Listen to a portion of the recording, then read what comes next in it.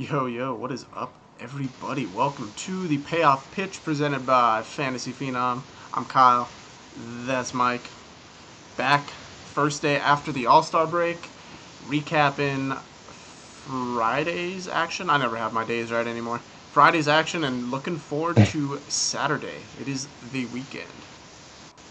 Yes, DFS was back in our lives. It felt great building lineups again. I know I definitely had the itch, and it was an okay day for me. I think a lot of what we touched on last night worked out.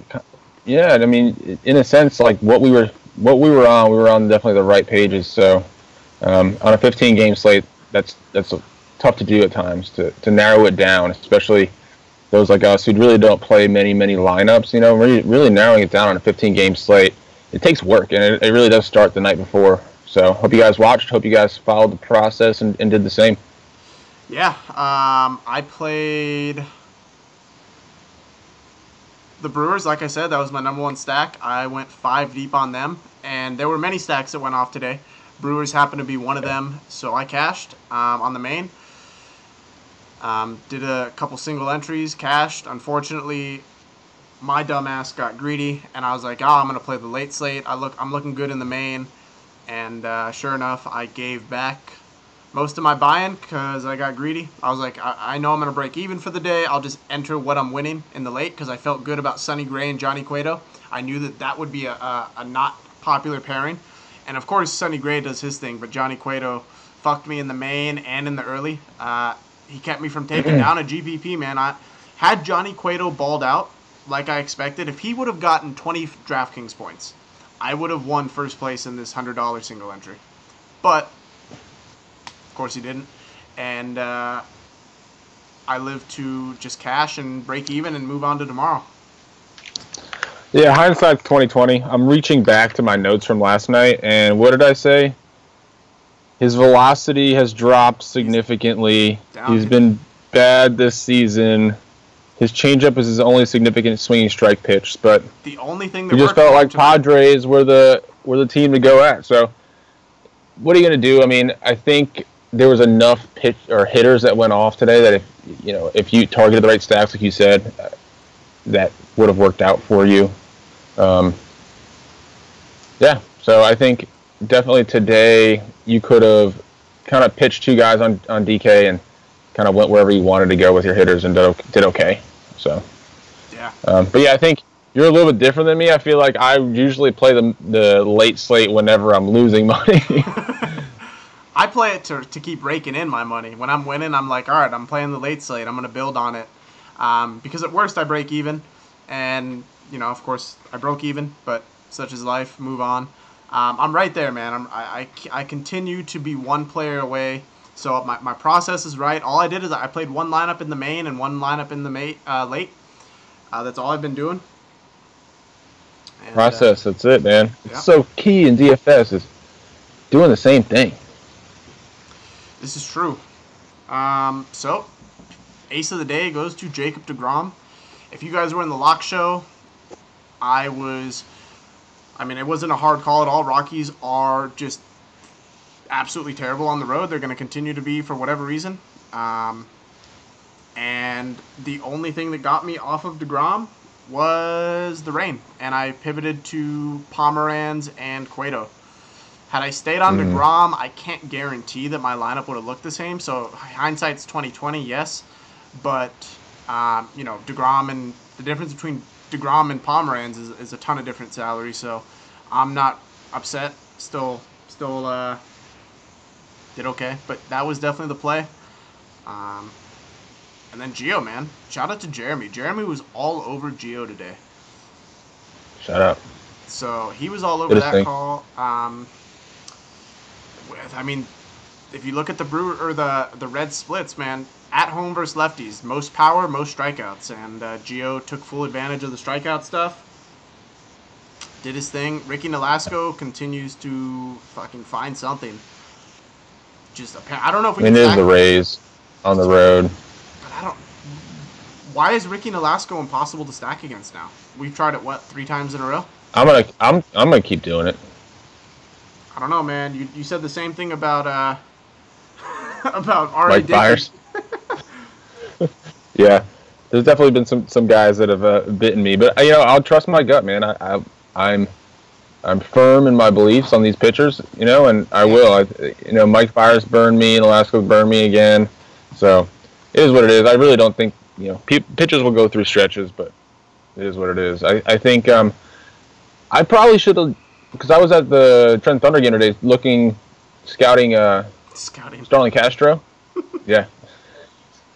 Doing my thing, had the radar gun and all.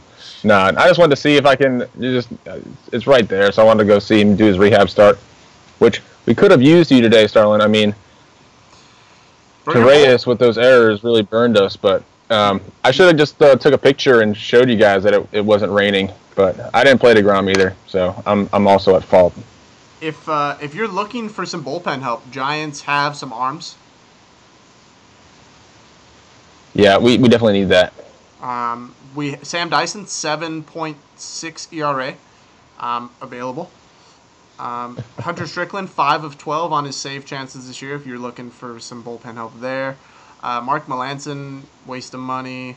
Yeah, we got help if you need it, man. So just let us know. Yeah, I posted in the group earlier. The Yankees lead the major leagues in blown saves, and they have an $86 million closer and a all-star setup man. So I don't really know what's going on there. I don't really think you can fix that. You just gotta have to ride it out at this point. Yeah, no joke. But so I think Nolasco was definitely the value play. I think Morton, was definitely up there as well. So Morton did his best. Brad Peacock today. Strike out a shitload of guys, but can't get through 5 innings. That is literally all of the Houston Astros pitching staff. I want to know how many times this season a Houston Astros pitcher has pitched into the 7th inning. Probably less. I want to know that number. Probably less than 10 times. Very, very few. For the first time. And that's why that dude, what's his name? Oh, man, what's his name? The relief pitcher, the all-star. I can't think of his name right now. That's why he's been so important for this team. I don't know who you're thinking of. I know who you're thinking of. I don't know the name, but for the first time since we've been doing the King of the Diamond, no two teammates on this. So Bryce Harper absolutely dominated, the king of baseball, best player in the game, hands down. Definitely the most attractive in the game as well. So.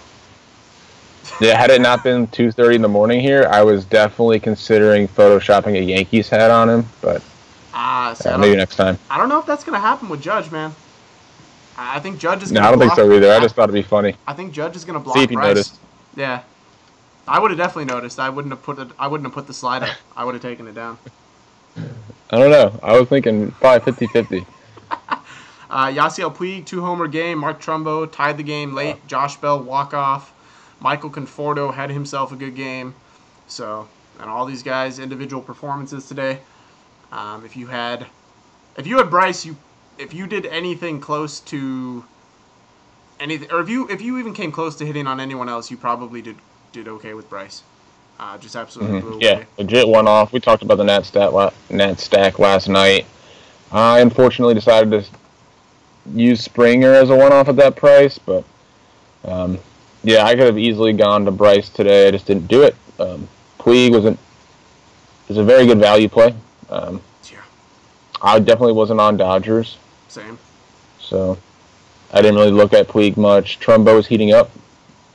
That Orioles, couple home runs now in July. Talked about the Orioles last night. You mentioned them. Yeah. All right. Well, we have 15 games tomorrow. 2 early-ish games. New York and Boston. Chris Sale on the hill. Luis Severino. I think you just play Chris Sale against the Yankees. The Yankees bad on the road versus lefties. Their worst split, hands down.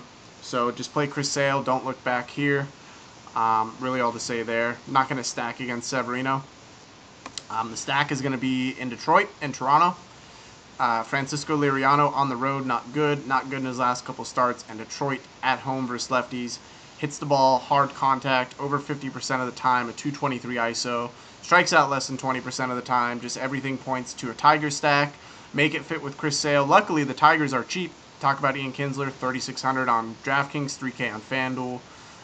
Miguel Cabrera, 3,400 on DraftKings, way too cheap. Nick Castellanos is cheap. Mikey Matuk, Jose Iglesias. So Tiger stack with Sale is very possible tomorrow. I think that's the way to go if you're going to attack this 2-game slate. Personally, I'll be fading it, but just to touch on it real quick. I'm not really interested in playing this at all either. I mean, I'll be at work anyway, so I'm not even thinking about it. Yeah, I mean, on paper, that's everything you said. It makes sense, right? So if I am going to play it, I think opposite. You know, I always think the opposite on these weird little slates. So naturally, Francisco Liriano will be the highest scorer and a Yankees stack. Yeah, I was thinking probably Severino maybe, or maybe you stack that game and or stack this game and take those 2 pitchers. So I don't know. There's different ways you can play it. I'm not a pro at these 2-game slates, so I'm not gonna continue to go on. Not on DraftKings where you need 2 pitchers. Yeah. FanDuel's a little easier. So if you're going to play that, that's where I recommend you play. All right, and now we got the 13-game slate. So Adam Jones lead off today. Might have been a lefty thing. I don't know what they're going to continue to do there. So we'll watch out for that.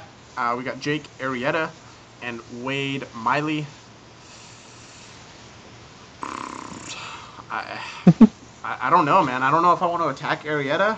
I mean, Baltimore's heating up. Jake Arrieta, minus his last start versus Pittsburgh, has been better of late. I don't know where to go here. Both Arrieta and the Baltimore Bats have been playing well as of late, so that's kind of a wash for me. Jake Arrieta revenge game. Shit, what, 7 years removed? Probably like 3 or 4.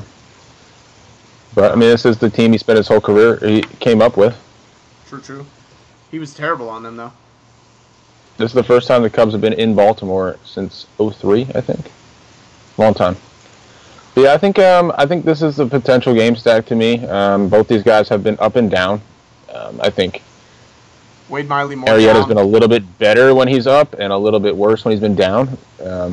Whereas Miley's been a little bit consistently bad. Wade Miley's down right now, for what it's worth, compared to a season. Definitely. Yeah, he's definitely down. He had that terrible start in Milwaukee where he didn't even make it out of the second inning. 2 starts ago, I think. Yep, I stacked Brewers in that game. I remember that. And then, I mean, the Cubs versus lefties aren't terrible like some teams are. They're actually a little bit better versus lefties. This ballpark is a positive shift, in my opinion. So I think I could see myself looking at some Cubs righties in this game, and I mean, some of the lefties actually hit better versus lefties too. You think they put Contreras in the leadoff spot again? They've been doing that versus lefties. I don't know. I haven't watched the team enough to make a decision on that. But then again, Baltimore, we keep talking about how they're heating up, how they're due for positive regression. I think you could probably say the same in Jake Arrieta's case. You know, he's ready to go. So I don't know that I really want to go Baltimore. But pitching either, for sure. Yeah, I'm with you. St. Louis, Pittsburgh, Jameson Taillon makes a start tomorrow. A lot to like about Taillon. I think he's their best pitcher. I think he's better than Cole. I agree. Is he their best DFS pitcher? I think it remains to be seen. But I do like this spot for him. I think he's been better at home, if I'm not mistaken. No, he's actually been a little bit worse at home, but still, it's a young season still for him. The splits aren't drastic by any means. It's not drastic. He's been decent both. You know, he's carried an ERA at this point under 3. St. Louis has been playing well, I think. So it's tough for me to really go all in on Taillon, being that St. Louis doesn't strike out much. They're making pretty good hard contact right now. But I could see, you know, he's got enough of a sample size at this point for me to believe that, you know, he's going to keep up this, limiting of hard contact and positive ground ball and K upside. So does he have the highest upside of that price range? Probably not, but I do feel comfortable about that play. Yeah, I like Tyone a lot tomorrow. What do you think about attacking Lance Lynn? Do we do it? I don't know if it's in my favorite spot, but Pittsburgh does have some hot bats. Yeah. So. I don't think so. I'm gonna say no. Yeah, I think I fade Pittsburgh bats tomorrow as well. So I'm with you there. Colorado, New York. I know you kind of like attacking Seth Lugo. I don't know if I can bring myself to do it. Colorado is just way too bad on the road for me, especially versus righties. Yeah, I just I see what he's done. Not good. He doesn't seem like a major league pitcher to me yet. I know the Mets are kind of trying to rush him in. He probably wouldn't even be in this rotation if it wasn't for the injuries. He definitely wouldn't be, actually. But yeah, I mean, I agree. You see what Colorado's done versus righties as a whole, and it makes you say, oh, he's facing a AAA pitcher. I don't know. That's why I'm on it. I know they've been much worse on the road, but still. Yeah, I don't know if I can bring myself to stack Colorado. When you rank the pitchers on the slate, though, I mean, to me, I feel like Lugo just as a whole is a bottom pitcher on this entire slate, and Colorado as a whole is a top team. So hands down, there's nothing to like about Lugo. It's just is Colorado good enough to take advantage? I mean, they are, but on the road, there's something about what's up, Rob? There's just something about the Rockies. I don't know, man. I don't see it. I feel like there's better spots to go for their prices. Let's put it that way. Nolan Arenado at third base for 5,100 or Freddie Freeman for 5K. Oh yeah, I mean, if you want to nitpick, I think you're gonna go down the list. You can probably find better one-offs at each position. I'm just saying. Yeah, no, for sure. I get it. I get what you're going at. Alex Wood, Jose Urena. There are so many stud options on this main slate tomorrow. The 13 games. Obviously, Exactly. All-Star break ended. It's kind of like the beginning of the year where teams get to reshuffle their rotation. So probably for the next week or two, without off days, we'll see similar. We'll see 4 or 5 aces on a slate and 4 or 5 number 5 guys. But yep. Alex Wood gets the Marlins. And that's kind of what I was trying to say about Colorado, man. It's really tough to find. There are no teams you like. You want to really go after these pitchers to go after. So. Yep. Me and Jordan were on Skype earlier talking just where do we attack, and there's really, I mean, you're struggling to find stacks tomorrow. I don't know if tomorrow is a full team stack day. Maybe you do 2 or 3 and you find one-offs. I look at Jose Urena as a guy to attack just by default because there's not a lot of bad pitchers on the slate. Corey Seager. I'm still not touching Cody Bellinger right now. Not after the home run derby. You guys know how I feel about that. Maybe it's Jock's turn tomorrow to get those home runs instead of Yasiel. I mean, Urena's been decent. The only problem with him is he doesn't make it out of the 6th inning ever. I don't think he's ever done it this whole season. Seriously, I don't think he has. And then, like you said, I think with all these stud pitchers that we have really yet to talk about, you're going to try and, on DraftKings at least, you're going to try and probably trying to find 2 of these guys to put in your lineups, and that really takes away from a team stack. How are you going to stack a team and pay up to 2 pitchers? It limits you to 2-mans and maybe having a 3-man stack with one value guy out of those 3. But yeah, it just limits what you can do roster construction wise. But I think it's kind of necessary on this slate. But we have seen every time we do, our top 5 value pitchers, there's always one guy. So maybe if you want to, get risky, try to find that one guy. Maybe Urena, I don't know. I think the value tomorrow comes in the lower mid-range. I don't know if you have to go bargain searching tomorrow. Yeah, I agree. So, Washington, Cincinnati. So you guys know how I feel about playing against pitchers for the first time, but Luis Castillo's 4th start, and this is his 2nd versus Washington. So they know him. Daniel Murphy, I'd imagine, is back in the lineup tomorrow. And this dude has a home run problem. That being said, I mean, his 4 starts have all come against good teams, in my opinion. Absolutely. At Arizona, at Colorado, Milwaukee, at Washington. And he has not only shown up, but done well. Struck out 8 or more in 3 of those starts. So, done really well. So, it's tough for me to really try and stack against him at this point if he's going to miss bats. Yeah, they have faced him, but I could see it being a problem.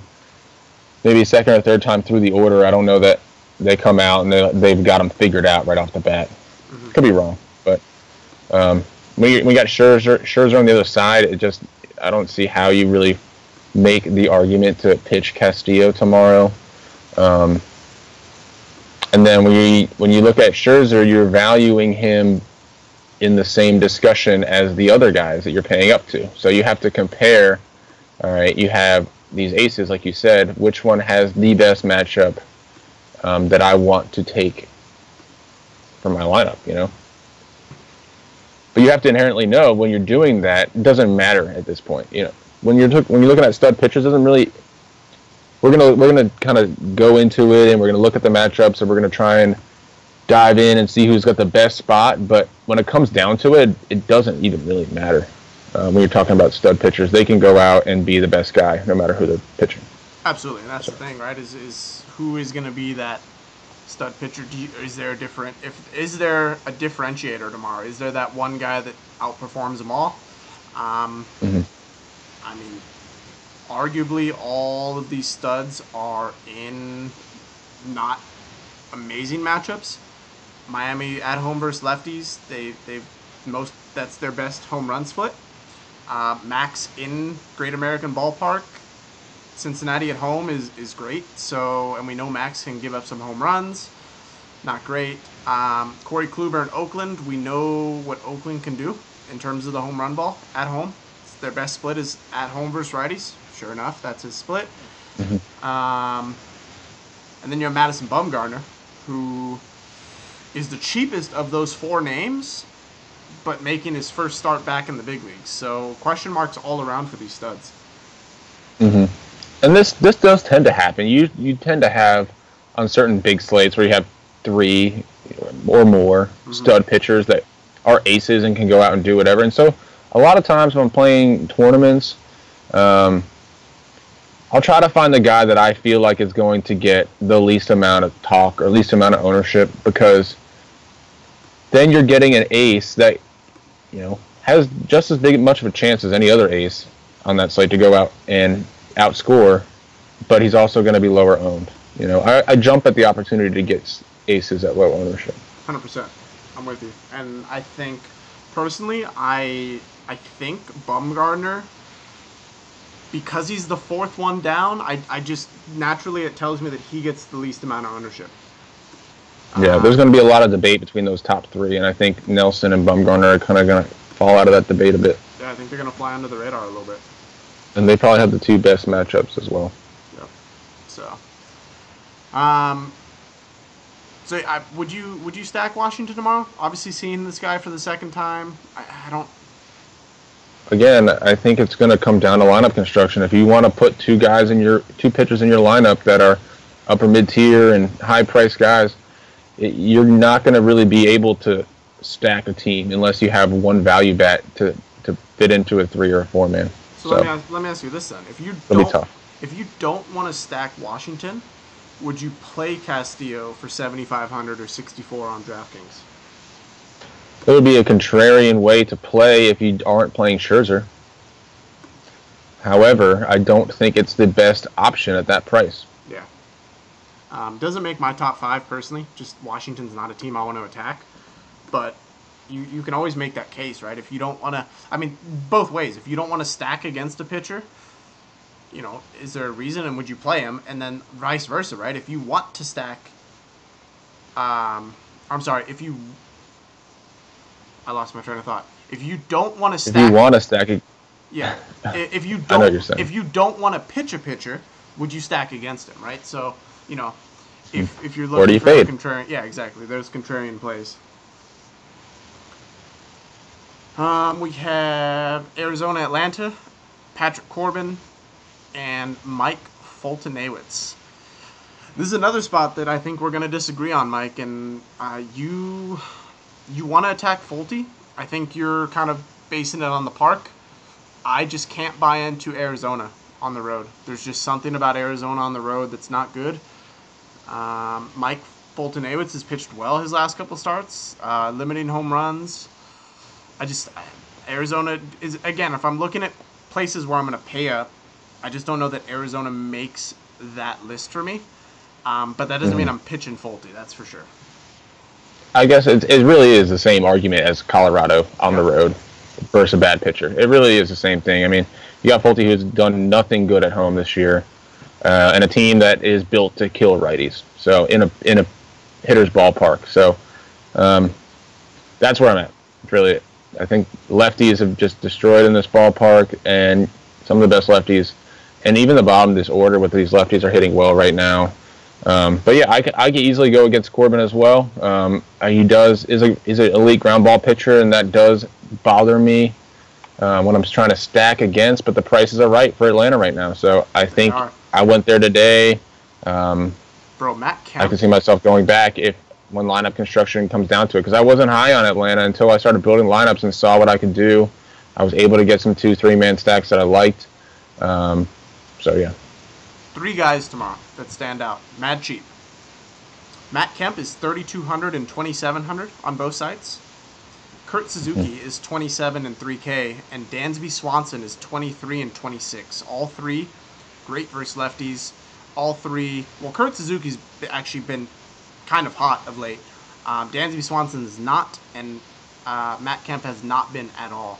But depressed prices for sure on all 3 that have upside versus a lefty. Corbin's not great versus righties.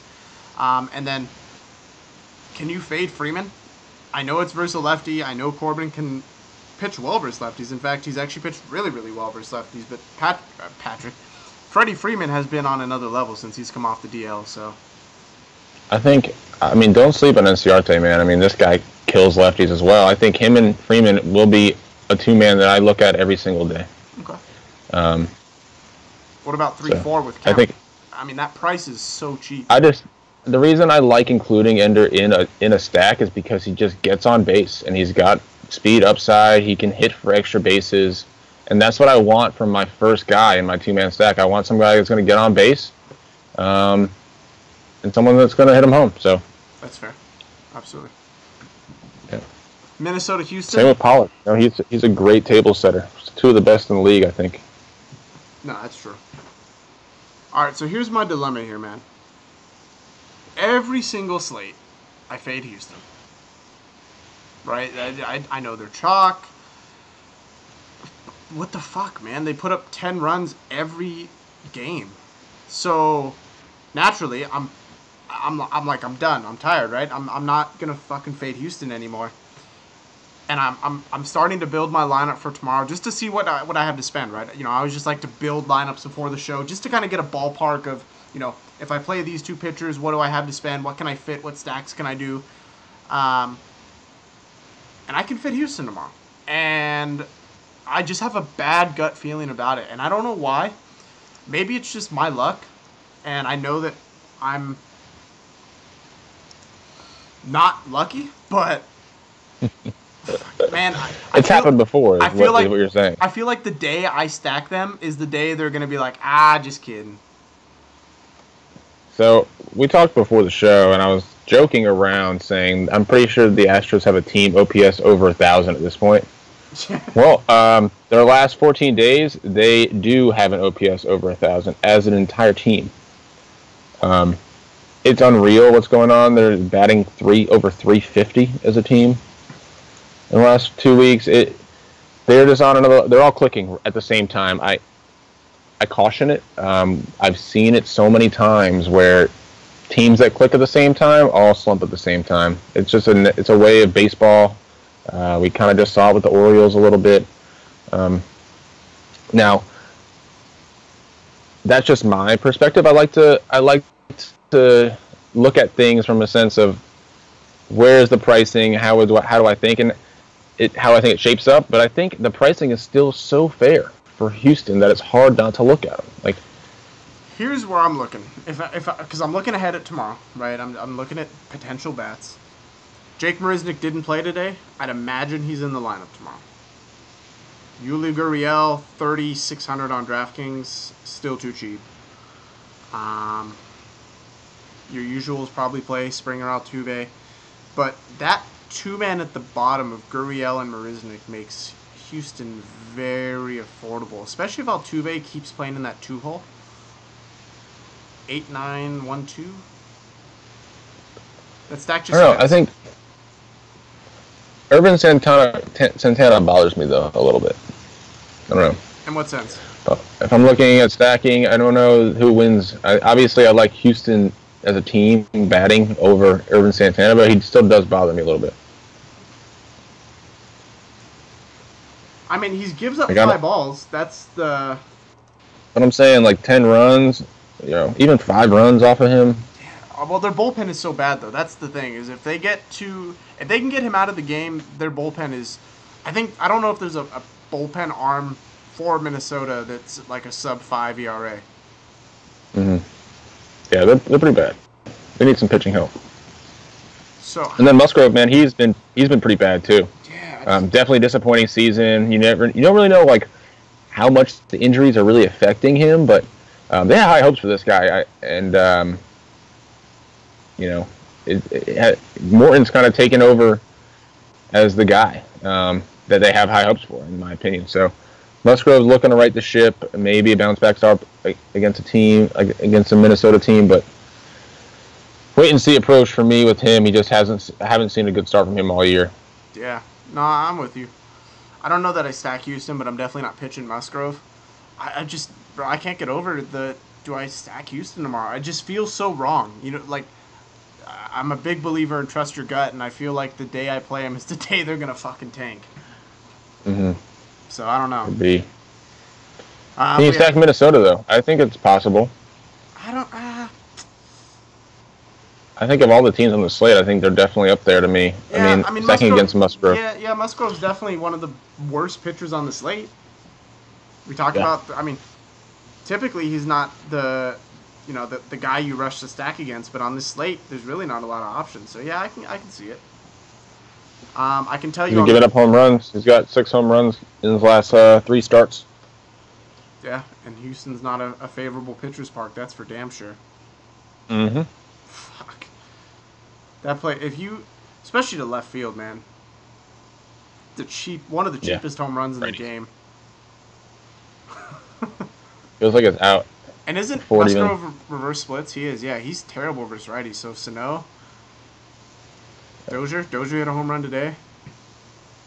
I like it. Byron Buxton on FanDuel, not on Draft. No way am I paying $3,900 on DraftKings for Buxton, but on FanDuel I can do it. So yeah, there's some righties that I can play for sure. But yeah, that park is just bandbox. I can tell you I'm not stacking Milwaukee tomorrow. I have way too much respect for what Aaron Nola has been doing. And I actually think Aaron Nola can go out and have a good game. Do I want to pitch him? No. Not for 8,800. Milwaukee is too hot to stack or to pitch against. But I don't think there is a 4-man stack to be had here.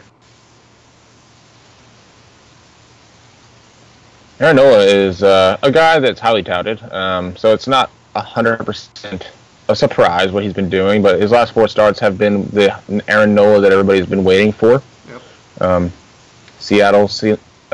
Louis, Pittsburgh, San Diego for those 4 starts. Milwaukee in this park. I don't really like to pitch anybody in this park, especially not with what Milwaukee has been doing as a team batting, so I totally agree with you. But Aaron Nola is worth a watch if you're a baseball fan, and I think this is going to be an interesting game to watch, to be honest, because there's 2 really nice young pitchers.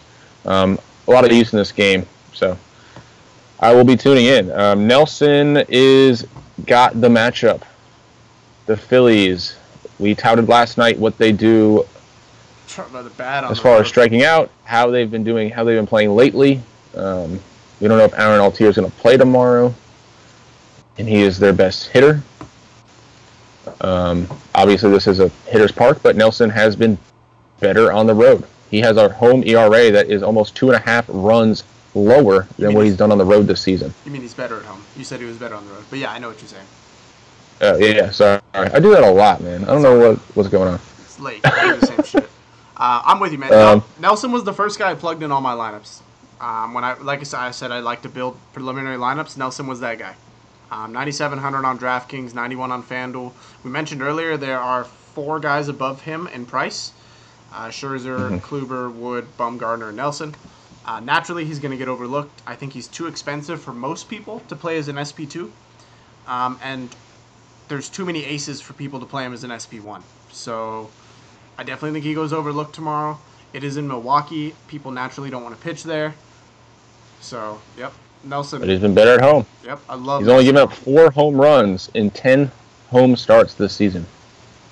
And Philadelphia's just their worst split power-wise is on the road versus righties. So there you go. It just everything lines up. The odds would say no home runs tomorrow. I like it, man. So, now, I mean, he has shown signs of laboring through some starts. I was talking to Kyle about it before the show. You know, he still is a guy that, I mean, this guy pitched to a 5 ERA in 30 starts last season. So he's coming out of really nowhere. He kind of retooled himself, and he's looked great. But at the same time, we have seen a few starts this season where he just kind of labored through it, you know, and just didn't have his stuff. But, I mean, those aren't the majority. That's obvious. Do you think he's legit? I do. I think he's legit, man. I do, too. I like his stuff. This Milwaukee rotation, I'm going to say it again, man. If Chicago pulls Sonny Gray, I'll change my mind, maybe. As of right now, Brewers are winning the NL Central. They're not going to. Chicago's not going for Sonny Gray. Yeah, they are. I don't think at all. Yeah. I really don't think they will. I think they're going to do it, man. I don't think they have enough to give to him. Unless they give a major league player. I heard Corver or Happ. I heard Addison Russell. How funny Maybe. would that be? You know Russell started on the A's, right? He has to come off the major league roster at this point. You know Russell started on the A's, right? Really? Yeah, that's why I was laughing. It would be funny if they traded Russell back for Sonny Gray. I don't know. To me, I still think the Cubs. I mean, I still don't have 100% faith in the Brewers, but it's hard not to like what they've been doing. Oh, I'm all aboard the Brewers train. I'm on that bandwagon before it becomes a popular thing to do. I mean, I obviously hope. I hope so, but I'm not sold yet. Seattle, Chicago. Of all games, this is probably the one that I see as the most game stack potential, which is odd. Again, lack of bad pitchers on this slate. Felix Hernandez and Derek Holland, I think, are the worst. Two of the bottom 5 pitchers on this slate.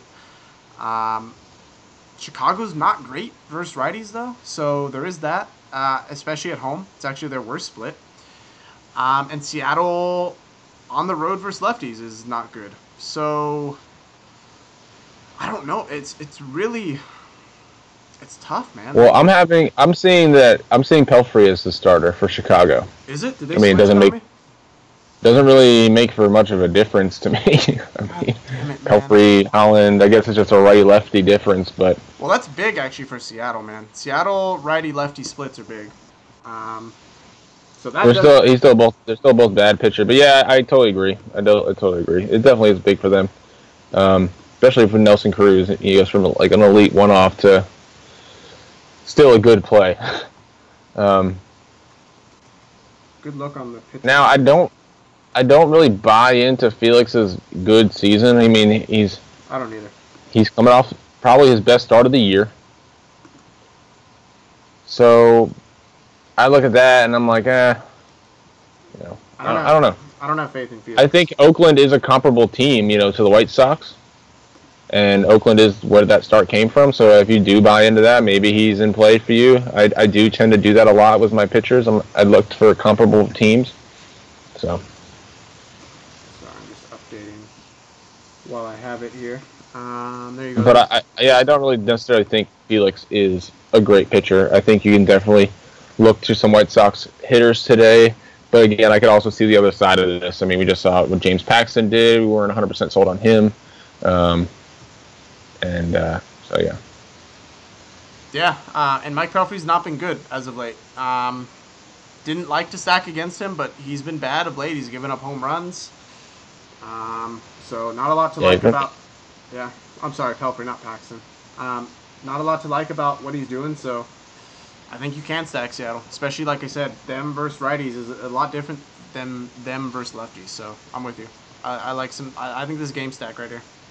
If there was one on the slate. Again, I'm still not sold on any team being a 4-man, 5-man stack tomorrow. Not right now. Depends on lineups. Sorry. What's next? Texas, Kansas City, while we wait for this to load. There you go. Where are you looking here? You're looking at Danny Duffy, I know, for the cheap. Yeah, I think he's too cheap, man. His price on DK is $7,800. We're talking about a guy that was close to 10K at the beginning of the season, if not higher than 10K.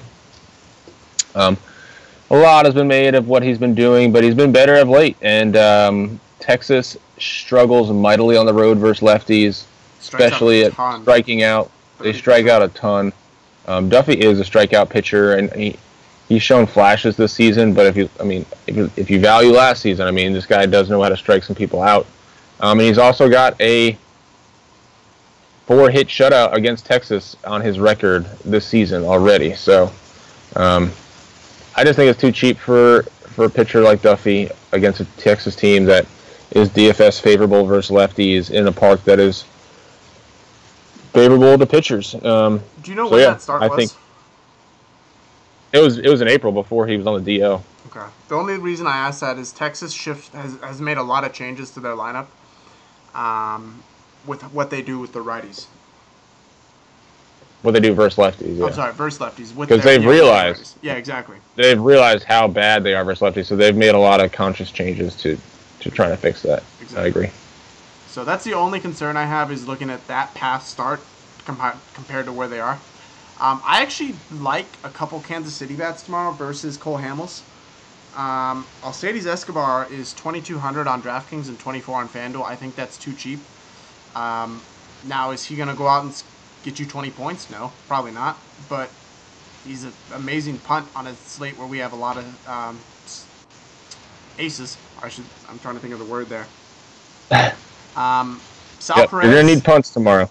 Yeah, so I'm looking there. Whit Merrifield is 2,800 on FanDuel as a second baseman. That's huge. Talking about punting positions, right? Second base and shortstop.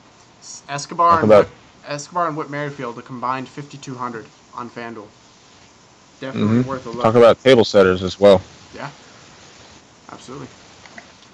Cleveland and Oakland. We have Corey Kluber and Oakland in there. Strike out a ton percentage, but again, mentioned that home versus righties, their best power stat. I always give edge to pitcher, so I think Kluber's got to be in play. I think he goes out and has a great game. Is he the guy I want to pay up for? No. I'd rather pay down to Bumgarner, personally. I personally would rather pay up to Kluber, to be honest with you. Okay. He's just been dominant, man. I don't know how else to say it. He's been dominant. Everything about what he's been doing has been, swing and miss. He's been a swing and miss machine. I looked into it a little bit more. 40% strikeout rate over his last 3 starts. Yep. It's insane. It really is, man. He's just missing bats. Obviously, top 10 in swinging strike rate this season. That goes without saying. His first start back from the DL was actually against Oakland. He went 77 pitches. What do you have, like 9 strikeouts? Struck out 10, 2 hits. Oh, there you go. In that start, he threw his curveball 41% of the time, which is unreal. But that's his out pitch, right? Is his curveball. But that's even unreal for him to throw it that much. And I think that's obviously part of the scouting report versus Oakland. Because that pitch carried a swinging strike rate of 31%. So let's say he threw what 77 pitches and 41% of them were curveballs. That's what 30 some curveballs he threw. Yeah. And 30% of those were swung on and missed. So there's your 10 strikeouts right there. Do you buy into the home road splits? Because obviously that first start was in Cleveland. Do you buy into the fact that this is in Oakland? Now they can't hit it. Okay. I mean, just why, you know what I'm saying? I don't know how much you weigh home road splits for a team. The only thing that I could see the benefit of Oakland is the at bats. No, that doesn't even make sense. I don't know. I just feel like they can't hit it. I mean, they're obviously playing to the scouting report if they're going to throw that many curveballs. I think it makes sense to me. Yeah. The A's. I mean, I was comparing Kluber to Scherzer, like the A's to the Reds, and obviously I think the A's is a much better matchup. So I agree 100%. 100%. I would rather play Kluber than Scherzer tomorrow. But again, I'd rather play Bumgarner than both. So, and then I don't know. I just feel like the consistency with the strikeouts this season is almost unmatched. It's hard to really compare Bumgarner to that at this point. I mean, I can make the case the consistency of San Diego striking out is pretty unmatched as well, and I think we forget Bumgarner didn't put up less than 18 DraftKings points since he started the year either. So. Oh yeah, he's an ace. I just think that Kluber has better stuff right now. Yeah. We're probably in the prime of his career at this point. It's fair. I don't think there's a wrong choice. Let's put it that way. Tampa Bay, LA. Like we said at the top. What's up? So like we said at the top, man, it doesn't really matter who you pick at this point with the aces. You just gotta find the guy that you believe in. Yeah. We got Tampa and LA. Tampa's best split, power split, is away versus righties. JC Ramirez, bad versus lefties. And if you get to him in the first inning, you can pile on some runs. That is his worst inning by far. His first two innings combined are just awful. That's pretty much where he's given up over 75% of his runs. So you're looking at Dickerson, Longoria, Morrison, Souza, Ramos. Those are your first six batters.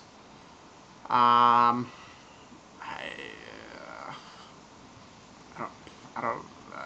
Maybe a Tampa stack again tomorrow. Maybe a day early on him. Maybe. I mean, however, Nolasco did just go out and have a great game, and Ramirez has a 20-point DK performance in Tampa this season. So I don't know. I think that's enough for me to stay away. It's hard, man. It is. I could go either way on this one, man. I really could because when you got a hard throwing, pitcher like Ramirez, it just it goes right into the Tampa's wheelhouse. If you're trying to find home runs, I could totally see it in this game, but I could also see them not hitting him. Yeah. No, I'm with you. It's just, I don't know, man. Like I said, I'm gonna keep coming back to it. I don't think there's a 4-man stack on this slate right now, other than maybe Houston, but that's even ballsy, if you want to call it that. And then finally we got San Francisco and San Diego. I very much contemplated throwing these two guys at each other, Bumgarner and Chacin. Yeah. What Chacin has done at home this year has been ridiculous. His home road splits are unquestionable, man. It's unfathomable, really. Doesn't make sense at all. Yeah, and so Giants are not good. The only thing that takes me off of Chacin is strikeout upside versus a team that doesn't strike out. So Mike mentioned Duffy, same price range as Chacin. Duffy has the upside in terms of strikeouts, but there's risk.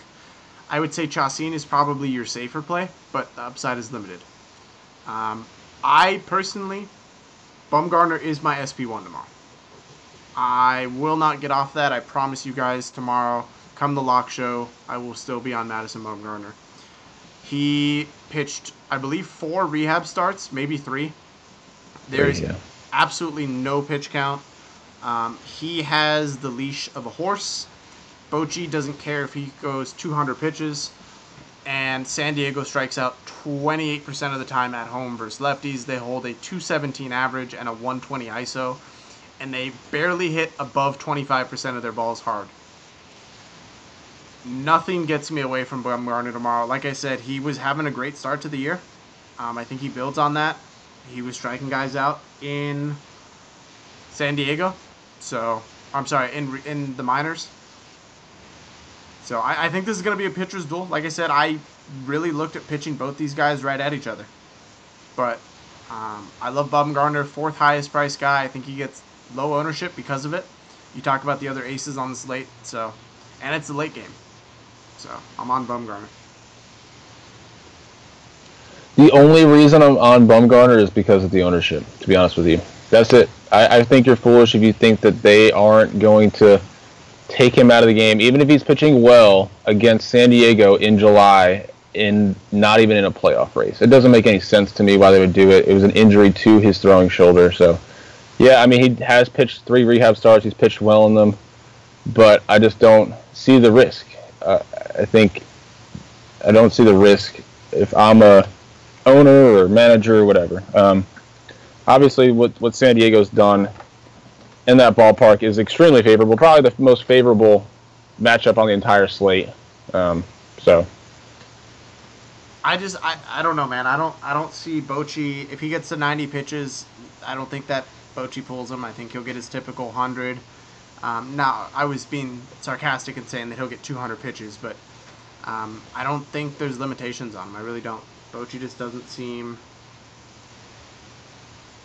I don't know. Yeah, I don't know. I just think if I was the manager or ownership, I wouldn't be forcing anything. I don't see the need to at this point.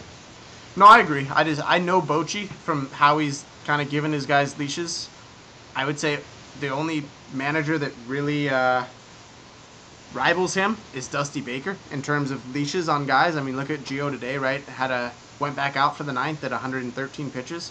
Most guys pull their pitcher way before that. So, Bochy's a similar type of guy. Just from watching Giants games over the years, I don't know. Gut tells me I haven't heard anything about a pitch count. I haven't heard anything about restrictions. And knowing Bochy... Yeah, they're not going to come out and say anything. Yeah, and just knowing Bochy and Bumgarner, I don't see it. So, I love Bumgarner. Does this stat worry you? 15 games he started in San Diego, he has 8 quality starts. He struck out 9+ 4 times. But that's career stats. That's not recent stats. That's career stats. But I don't know. Still worrisome to me. Let me give you this one. Remember how I talked about Johnny Cueto last night? 3 complete game shutouts against San Diego last year? Mm-hmm. Saw how that turned out today, so. True that. True that. Baseball is a crazy sport. Yeah. It is a roll of the dice, people. As much as we come out here and spew stats and watch baseball all day, it really is a gamble at times. Facts. So, naturally, 5 guys were on tomorrow. Bumgarner, Kluber, Scherzer, Wood, Duffy. And then Chacin is kind of that last one. Duffy and Chacin kind of right in there together. Oh, I'm sorry, Nelson too. Duh. Actually, yeah, I would say Nelson over Wood for me. Probably Wood. Yeah, Nelson over Wood for me. And then the guys we're attacking: Felix, Pelfrey. I'll throw in JC Ramirez as a possible one. Yeah. Maybe Paul Blackburn with Cleveland. It's not my favorite spot. I don't like attacking guys first time seeing them, but Cleveland versus righties is a thing. And then probably Jose Urena. And Wade Miley would be the guys. Yeah, I like Miley. I like attacking Musgrove a little bit in this game. Talked about Fulton Evans. I guess I'm higher on that than you are. I'd rather attack him than Urena, in my opinion. Yeah. But yeah. So. It's going to be a tough slate. Again, it's going to be a lot. A lot's going to come down to lineup construction. It's not your cookie cutter slate tomorrow with all these high price pitching options. Not at all. So, I'll be back tomorrow doing a lock show as always. If you guys would like to join the community, hit that subscription down below. We'll get you all hooked up, set up, take care of you, give you all the access to this. As always, guys, feel free to DM us in River. Send us an email, however you want to contact us. We'll take care of you. And then make sure to check out on the sheets the different filters. So I know Sydney sometimes adds his own filter. And you guys know him in the community, DJ Ev. His name's Everston. So gave him his own filter on the sheets. This guy is the guy that's, cashed 13 out of 15 days in a row. Definitely building up some credibility. Feel free to DM him. He is more than happy to help. And now you guys have access to how he filters his players. So check that out on the filter views if you want to see different ways. Maybe you relate more to his strategy than ours. There's zero issue with that. That's the whole point of it. But check it out and let us know what you think. As always, like I said, thank you guys for tuning in, and make it a profitable Saturday. Yeah, definitely. Enjoy your weekend, guys. I want to hear some stories. Facts. So have a good one, guys.